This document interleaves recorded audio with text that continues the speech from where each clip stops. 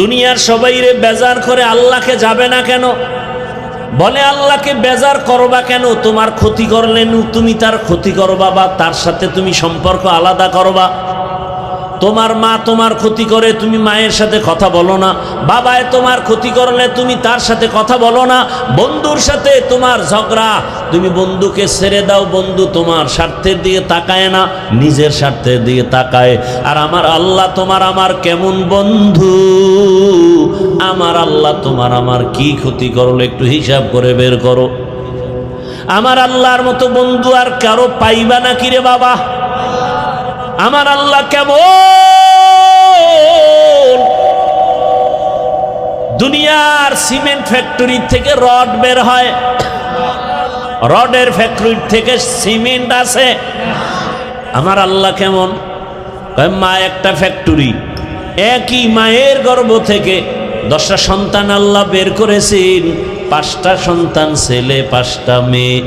তাকাইয়া দেখছো নি কারো চেহারার সাথে কারো মিল নাই? কারো কণ্ঠের আওয়াজের সাথে অন্যের কণ্ঠের আওয়াজের কোনো মিল নাই। এ কুদরত কার? আল্লাহ।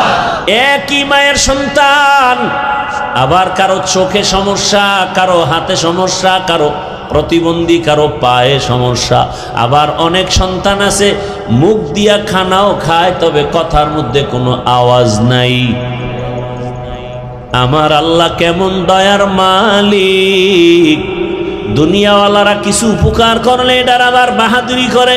আমার টাকার মসজিদ, আমার টাকার মাদ্রাসা, আমার টাকা মুখে বাড়ি করছে, আমার টাকা এটা করছে।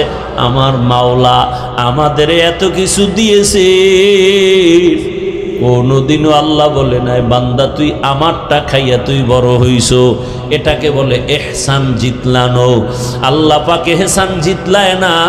আল্লাহ কয় দেখ তুই যেই পরিমাণ গুনাহ করছো,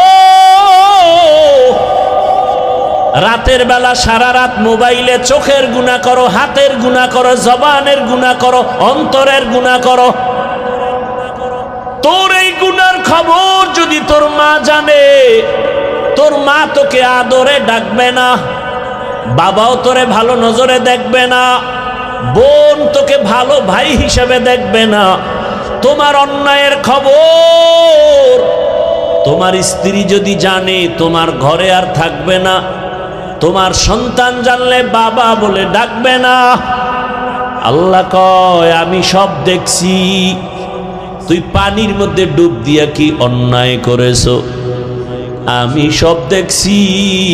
ঘরের দরজা জানালা বন্ধ করে কি করেছো। আমি আল্লাহর দেওয়া বাতাস, আমার দেওয়া সূর্যের আলো, চাঁদের আলো, পানি, নদীর মাছ খাও, জমিনের ফসল খাও, গাছের ফল খাও।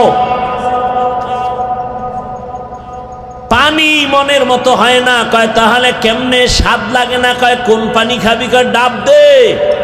ডাবের পানির মতো এমন মজার পানি দুনিয়ার কারো অচেনা নাই আর অরুচি নাই। আমার দেওয়া পানি যত বড় রোদের তাপ হোক না কেন, নারিকেল গাছের আগার ওই ডাবের পানি কখনো গরম হয় না। আমি আল্লাহ তোর জন্য বানাইছি, আমি আল্লাহ নিজে খাওয়ার জন্য বানাই নাই। এ বান্দা তুই আমার দেওয়া পানি, আমার দেওয়া নেয়ামত খাইয়া যেই পরিমাণ আমার সাথে বেঈমানি আর গাদ্দারি করো, আমি আল্লাহ স্বার্থপর যদি হইতাম ঘুমের মধ্যে তোর গলা টিপে মেরে ফেলতাম।